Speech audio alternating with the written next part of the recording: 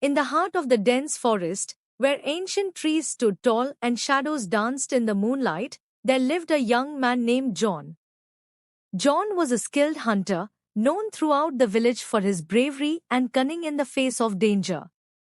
But there was one creature that even John dared not cross paths with, the legendary white wolf.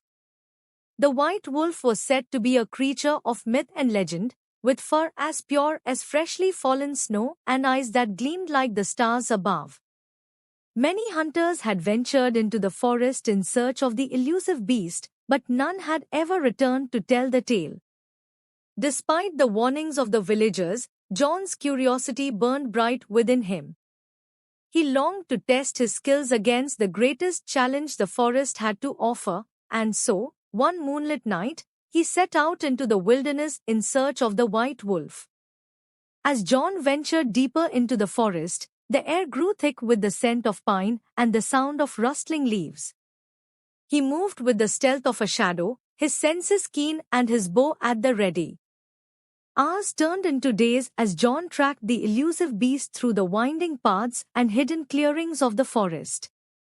But just as he began to lose hope, he stumbled upon a clearing bathed in moonlight, where the white wolf stood, its eyes locked with his own. For a moment, time seemed to stand still as John and the white wolf faced each other, two beings bound by fate and the call of the wild. And then, with a fierce howl that echoed through the night, the creature lunged forward, teeth bared and claws extended. But John was ready. With lightning speed, he drew his bow and released an arrow, aiming true at the heart of the beast.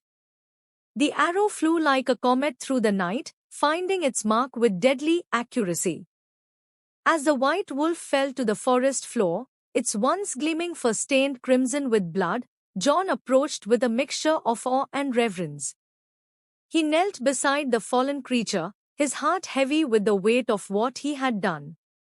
But as he gazed into the fading eyes of the white wolf, he saw not a fearsome predator, but a noble creature of the wild, fighting to protect its home and its kin.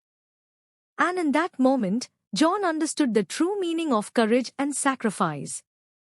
With a heavy heart, John returned to the village, where he shared the tale of his encounter with the white wolf. And though many marveled at his bravery, John knew that he had gained something far greater than fame or glory. He had gained the wisdom of the forest, and the knowledge that even the fiercest of creatures could teach us the true meaning of compassion and respect.